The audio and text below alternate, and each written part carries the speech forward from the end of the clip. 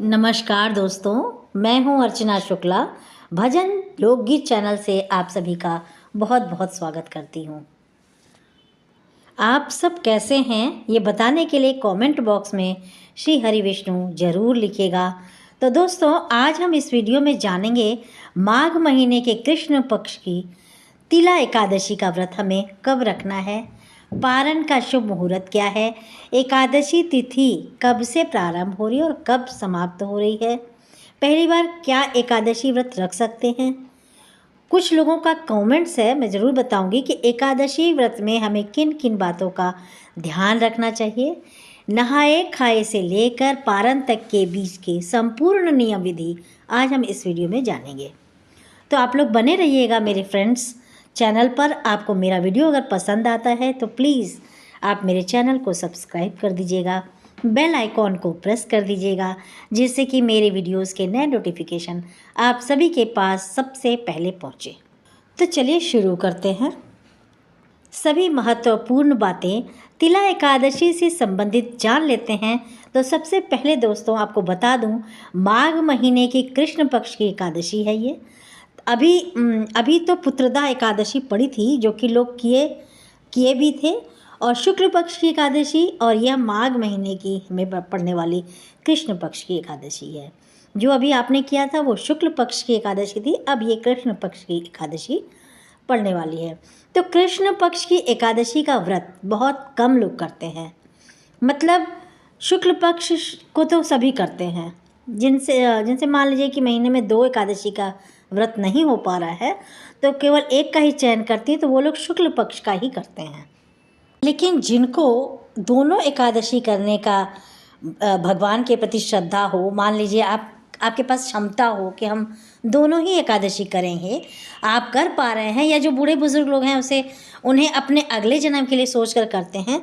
क्योंकि देखिए, एकादशी का व्रत केवल खुद के लिए होता है, किसी घर परिवार के लिए, धन संपत्ति के लिए नहीं होता, वह जीवन के लिए होता है।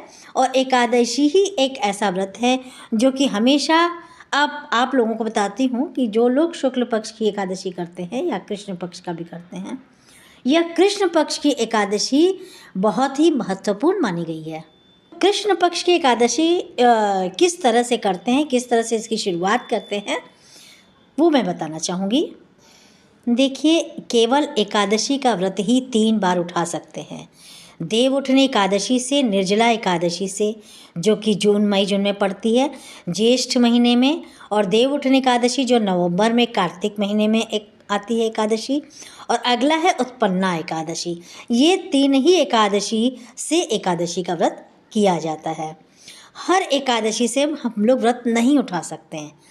उसमें भीम कृष्ण पक्ष की है, किसी भी एकादशी का व्रत शुक्ल पक्ष से ही शुरुआत करनी चाहिए और तभी उठाना चाहिए। ठीक है, कोई अन्य भी व्रत मैं बता चुकी हूँ, गुरुवार का व्रत हो या अगहन का महीना अच्छा माना जाता है, तो गुरुवार का व्रत उठाने के लिए अगर जो लोग उठा सकते हैं या उठाना चाहें, तो 30 जनवरी के बाद शुक्ल पक्ष शुरू हो जा रहा है, प्रतिपदा तिथि, उसके बाद कोई भी आप लोग नया व्रत शुरू कर सकते हैं। मौनी अमावस्या बीत जाएगी ना, तो उसके बाद से फिर से हमारा जो है शुक्ल पक्ष शुरू हो जाएगा।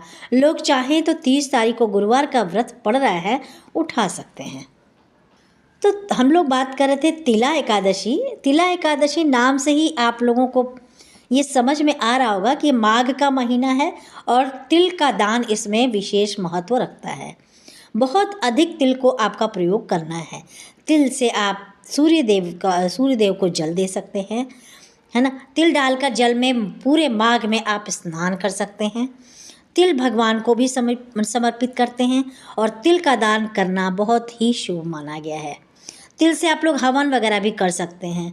तिल जो है ना, आप दीपक में भी डालकर प्रज्वलित कर सकते हैं। बहुत सारे कार्य आप तिल से कर सकते हैं।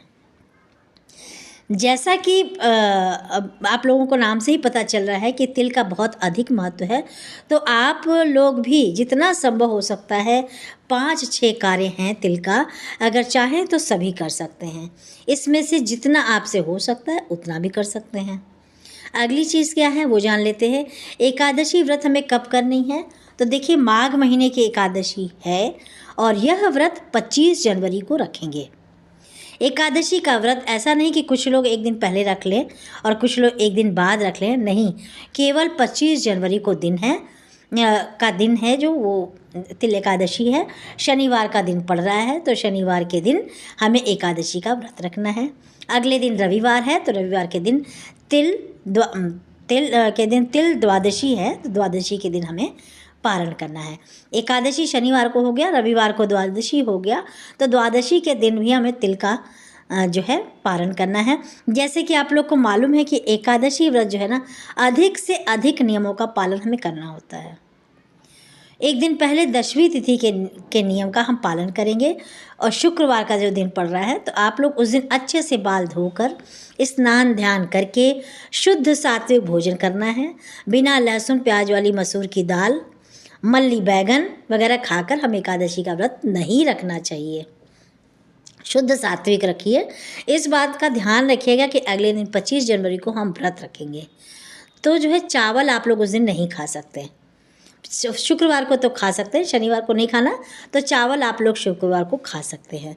और आप लोगों का कमेंट ये भी है कि दिन में अगर हम लोग चावल खा लें तो मतलब 24 जनवरी को, तो नहाए खाए के दिन 25 तारीख को आपको नहीं खाना है। आप 24 को शाम तक खा सकते हैं, ठीक है। नहाए खाए के दिन मत खाइए।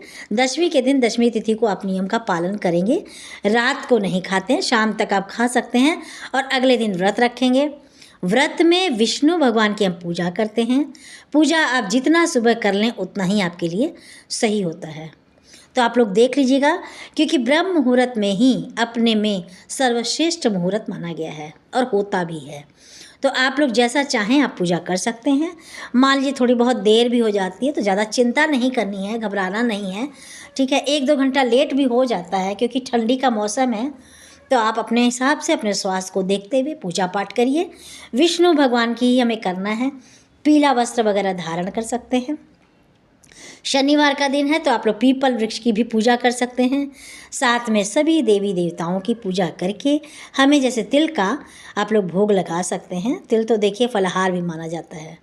तो व्रत में आप लोग पूछिए कि खाएं या ना खाएं, तो हम कभी खाएं नहीं हैं, लेकिन आप लोगों के पारण में जैसे तिल सबसे पहले मुख में डाल लीजिएगा भगवान के प्रसाद के रूप में, तो तिल फलाहारी माना गया है।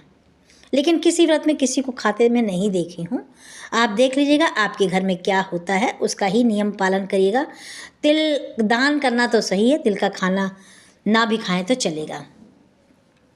किसी भी देवी देवताओं को आपको अन्न का अनाज भोग में नहीं लगाना है, जो कि हर एकादशी में मैं आपको समझाती हूँ। इस व्रत से आपको एकादशी व्रत उठानी भी नहीं है क्योंकि कृष्ण पक्ष है, और किसी देवी देवताओं को अन्न का भोग नहीं लगाना है। तुलसी पत्र तोड़ कर रख लें क्योंकि एकादशी और पूर्णिमा के दिन, अमावस्या के दिन तुलसी जी के पत्तों को हम लोग नहीं तोड़ते हैं। और विष्णु जी को तुलसी का पत्र ज़रूर चढ़ाया जाता है, तो 1 दिन या 2 दिन पहले आप तोड़ के रख सकते हैं। तुलसी जी की पूजा दूर से आप लोग कर सकते हैं। जल वगैरह नहीं चढ़ाना चाहिए। एकादशी और पूर्णिमा के दिन, अमावस्या के दिन तुलसी जी के पत्र को हम लोग नहीं छूते हैं, ये पहले से ही पता है। जल वगैरह भी नहीं चढ़ाते हैं, ये भी है। भोग का प्रसाद क्या करना है आप लोग देख लीजिएगा। दूर से धूप बत्ती अगरबत्ती दिखाकर माता की आरती वगैरह कर सकते हैं और पूजा पाठ होने के बाद आप फलाहार कर सकते हैं। क्योंकि ये फलाहारी व्रत होता है, सेंधा नमक नहीं खाते हैं। अगर कुछ आपको प्रॉब्लम है, चीनी नहीं खा सकते, तो आप लोग सेंधा नमक का प्रयोग कर सकते हैं। वरना इस व्रत में केवल मीठा ही फलाहारी भोजन किया जाता है, अन्न ग्रहण नहीं किया जाता है इसमें, ठीक है। और ध्यान रखना है कि एकादशी हो या द्वादशी, दोनों ही दिन हमें सोना नहीं चाहिए। केवल दिन में आप लोग पूछने लगे कि रात में नहीं सोना है, तो दिन में तो आजकल तो संभव नहीं है, लेकिन अगर जितना देर तक जग सकते हैं उतना देर तक जाग के रखना चाहिए। तो दोस्तों, अगर आपको वीडियो पसंद आता है, चैनल को पक्का सब्सक्राइब कर दीजिएगा, वीडियो को लाइक कर दीजिएगा। और आपकी एक छोटी लाइक से हम लोगों को बहुत प्रेरणा मिलती है, साहस मिलता है, तो ज़रूर कर दीजिएगा। और बिल्कुल मत भूलिएगा, आगे हम लोग बने रहेंगे नेक्स्ट वीडियो के साथ। धन्यवाद।